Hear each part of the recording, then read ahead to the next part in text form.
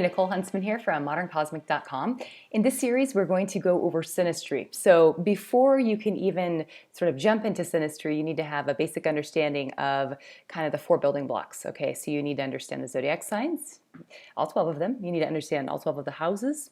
You need to understand the glyphs for the planets and the planetary symbolisms, and you need to understand aspects, okay? So those four, you need to have a very comfortable working understanding of those four building blocks of astrology with this individual birth chart. And then once you've got that mastered, then you can move on to relationships, synastry, and composite charts, Davison charts, etc. So what we're doing here with synastry, there are several different types of relationship charts. We have, as you can see here on the screen, this is a synastry chart. This is where we take, this is the birth chart of one individual here in the middle, and we have laid the birth chart of another individual over top of it, or next to it, around it. And what we're doing with this particular series of videos is we're going to look at house overlays. So we're simply going to look at where the different planets of a partner, as they fall into, as you can see for the sun, we'll start with the sun, we're going to look and see where these planets, which houses they fall into. Sorry about that. Which houses they fall into, okay? And I have conveniently, this is me, Nicole, in the middle here, these blue planets, all right? And this is Donald Trump, right around here, because he's in the news right now, and how can we can't escape him. So I thought I would do a synastry with Donald, just because, why not? Okay, now with synastry, we're going to look at the different planets. As those different planets fall into the houses in your birth chart, they're going to activate the house they fall into. The planet, the partner's planet, and its particular symbolism will show you how it activates this house, okay? So, for example, here with Don, we got his sun in Gemini. So you have to first take into account the fact that he's a sun in Gemini in the 10th house, okay? This has its own unique flavor. Gemini, of course, is the communicator. Gemini conjunct Uranus is the little bit free speaker. They say what they think when it's Gemini, and it gives an individual sort of, they just have their own, they march to the beat of their own drummer, which clearly he does his own thing and doesn't care what other people think, or at least that's what he says. He purports to not care what other people think, or he just has convinced himself he doesn't care what other people think. It's in the 10th house, which is the house of status, so I guarantee he cares what other people think. If he didn't care, then he wouldn't have worked so hard to be as successful as he's been in business. So take that into account. So this isn't just a sun. It's not just a Gemini sun. It's a 10th house Gemini sun conjunct Uranus. You have to look at the whole package. Now, he falls into my 10th house. The 10th house is going to be your house of status, career, work, employment.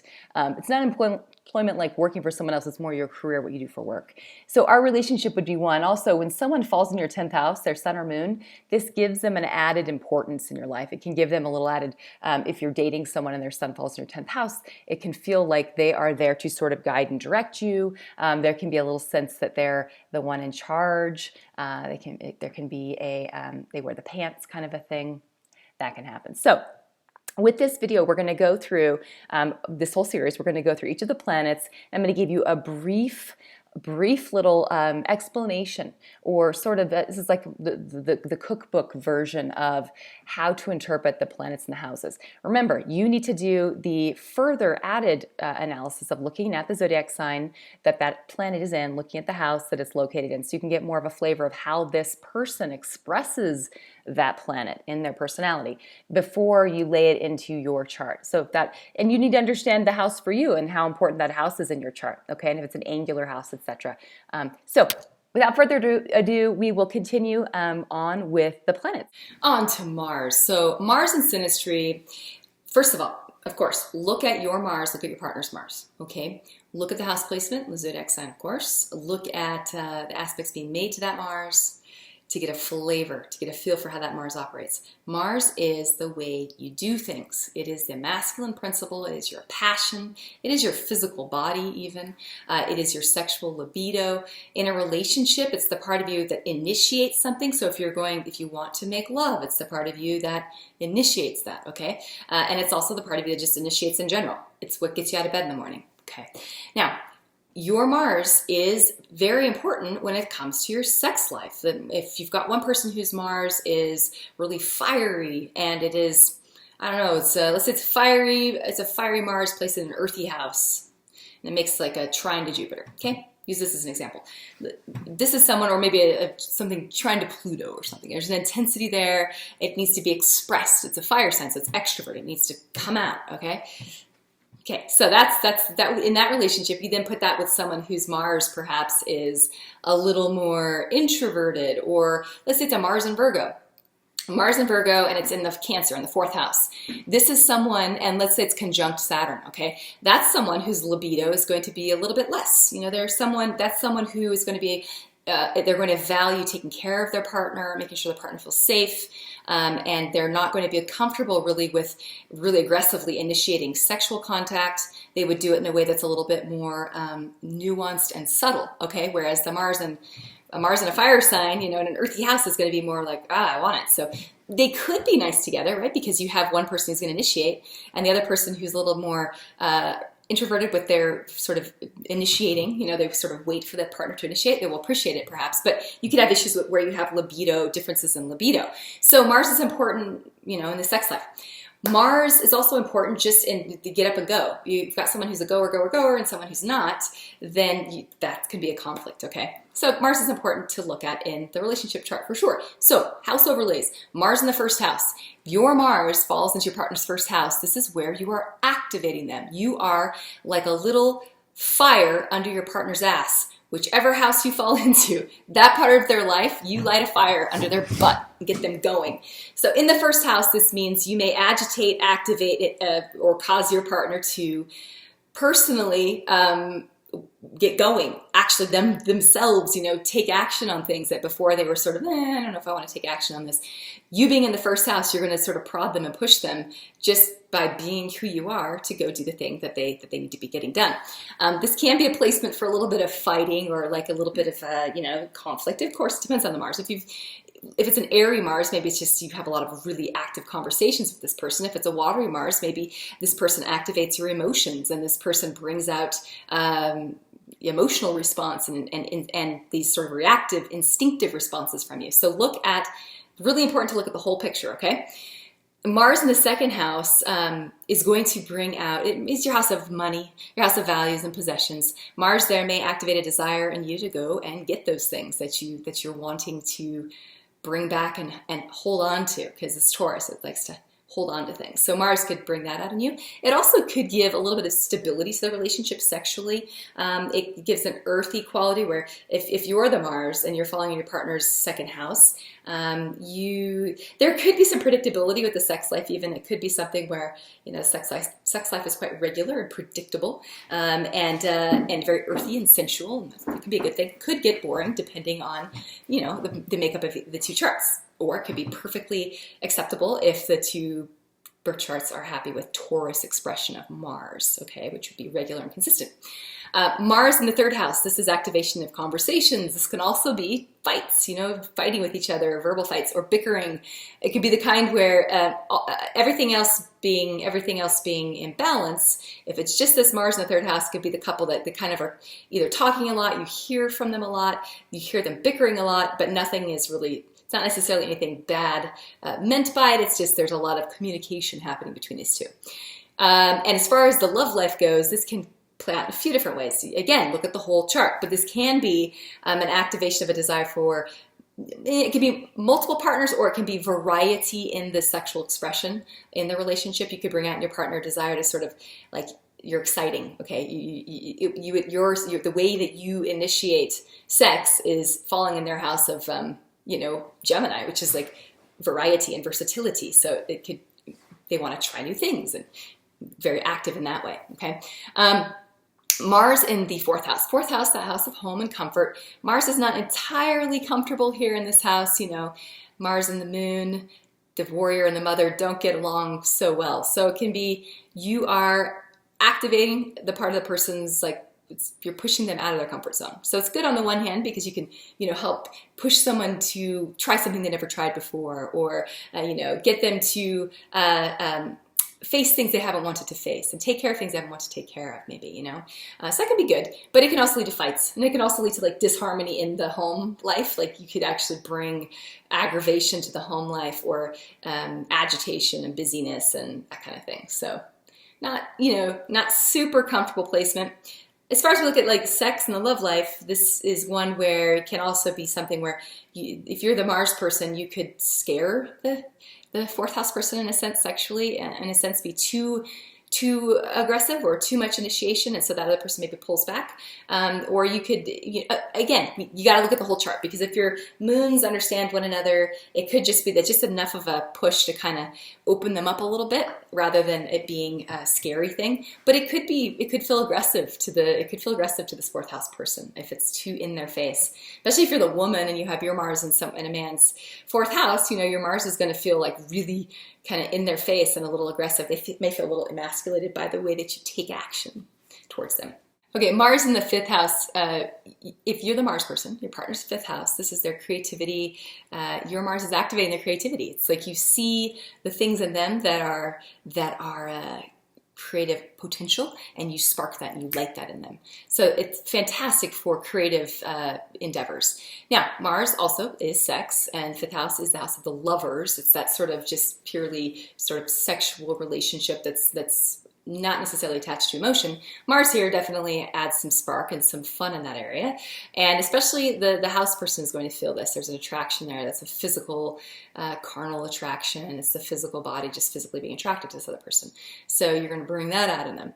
And the fifth house, you know, it is a house that's a Leo house. It's a pretty proud house, and it's one that likes to feel like it's important. Your Mars is activating that part in your partner that maybe there could be issues of jealousy or competition even with one another. So you just gotta be gentle with that area. And perhaps they'll want to see you display your desire for them. You know, like they'll want to know that they are the one for you. That will be activated in them as well. Mars in the sixth house. Sixth house is, you know, the honeydew. This is like the honeydew overlay. You're probably keeping the the Mars person, you're activating the sixth house person's desire to do things and take care of things that are relative to just like the day-to-day chores. Like I said earlier, I think the Venus one, changing your oil for you, or like, you know, the Mars person is the one that's going to be probably doing things in the sixth house person's world. What's hard here is the sixth house has to do with that house person wants to serve you. You're activating their desire to serve you through probably doing things for them or through taking care of it. So there can be this little weird, like, each of you wanting to do things for the other. Who's the receiver kind of a thing, you know, could be an issue. Mars here also, you know, sixth house is the house of health, and so Mars can activate our desire to exercise, get into better shape. You might work out together, you might have met together somewhere relative to health and fitness or healthcare, or even like, you know, hospitals or the military even, because this is also our house of the military. It could just be at work. It could be this could totally be a placement for like the workplace romance, like a workplace sexual relationship between the boss and his secretary. It's kind of a placement that's not balanced because one person's kind of in charge, the other person's kind of the subordinate. There is that quality to it, okay? I would say the Mars person, to me, feels more like the person that would be in charge, and the sixth house person's the subordinate, so yeah. Okay, Mars in the seventh. So Mars in the seventh house, this is not a really easy placement for Mars. I mean, we've got our house of harmony. It's the Venusian house, and we're putting the warrior there. Okay, so the Mars person the planet person is activating in this other person, can be causing little wounds in this other person. Okay, this other person may have a desire for unity, and the Mars can bring out, the Mars can kind of cut that. So you got the unification of two people coming together, and Mars comes and chops it. Okay, so that can be a little painful. Also, you know, Mars is sex, and so you are activating in that house person the desire. It's like you are a desirable sexual partner, if not an ideal sexual partner. And of course, look at Saturn, look at Jupiter. You may be the ideal sexual partner, but is that being allowed to play out, or is it being stifled, or is it being controlled some way or stopped? Or Jupiter, is it being yeah, just a lot of, right? Can't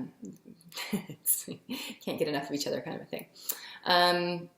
Yes. So, you know, Mars is, it does activate, this is the house of marriage, this can activate a desire to move forward with that process of getting married.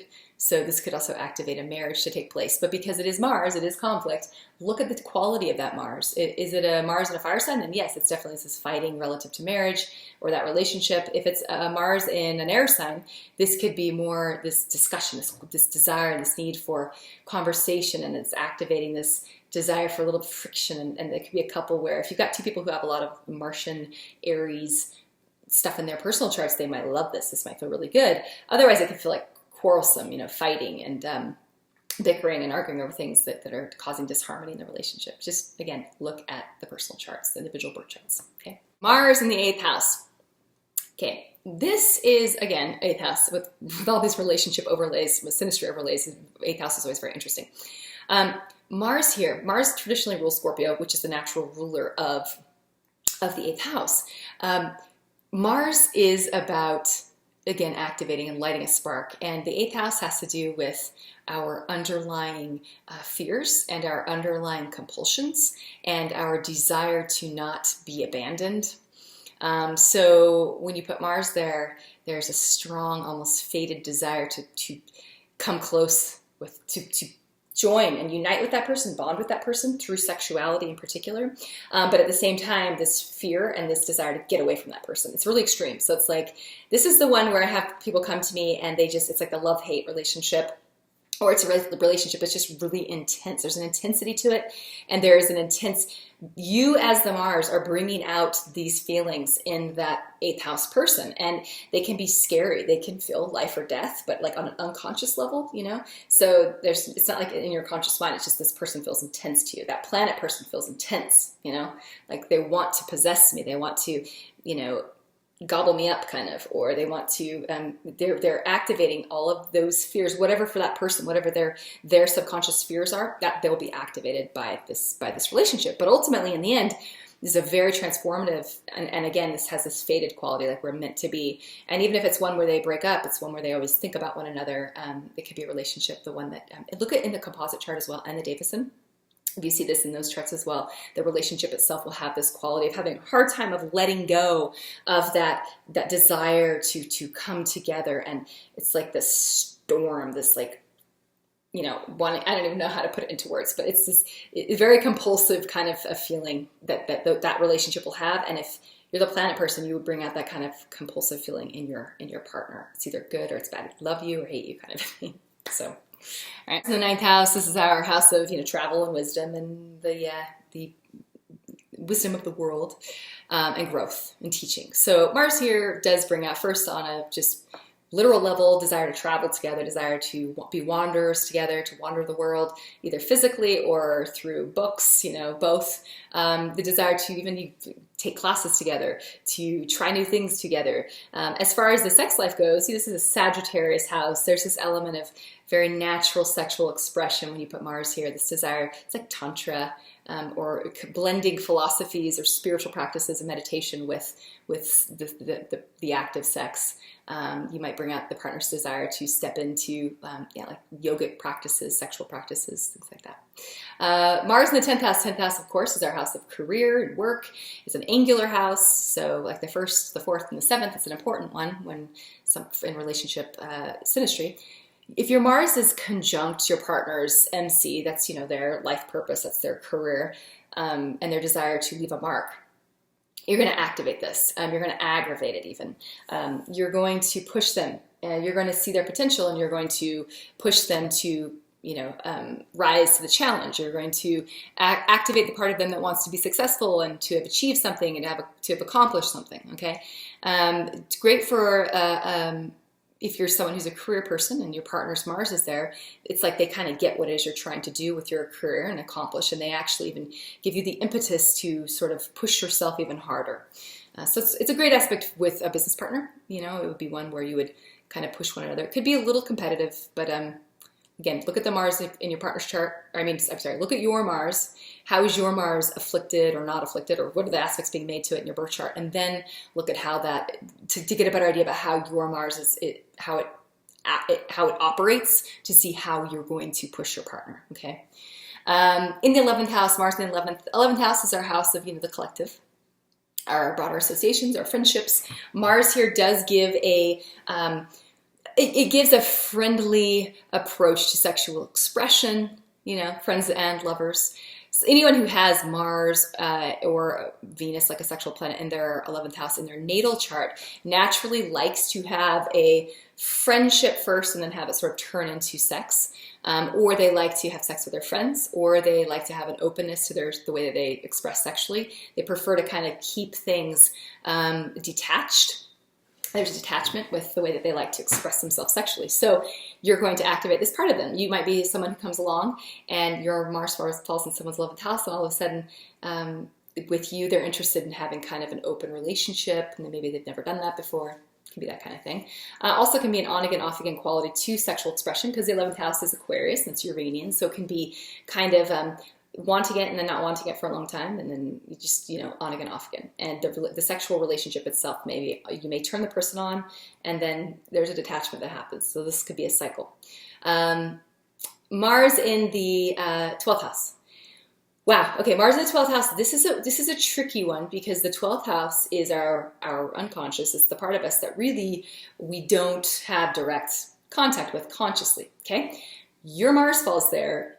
You have the ability to bring out things in this person that they are not used to having brought out, and it will be really uncomfortable for the house person, okay? There can also be a quality of the sex life of this partnership being removed from the body. So perhaps you're separated from one another. Perhaps your sex life takes level on this is like astral travel sex. Or perhaps your sex life takes on a quality that's sort of spiritual. When you do come together, the best sexual contact that these two people would have would be one that's based more in the souls merging and blending rather than just the physical bodies. And if it's approached just from this place of just kinky sex, it's going to be unsatisfying for both partners. It might be hot, but it's not going to be the maintained kind of long term, I would say, as much as if it has a soulful, deeper kind of connection and emotional connectivity happening as well. If that makes sense. Okay. All right, that's Mars through the 12 houses. Let's hear your thoughts about Mars through the 12 houses as far as house overlays you've experienced, and have a wonderful day. We're going to move on into Jupiter and Saturn next, and then we're going to go all the way out into Pluto, so it's going to be fun. But stay tuned for more. Okay, have a good one. Bye.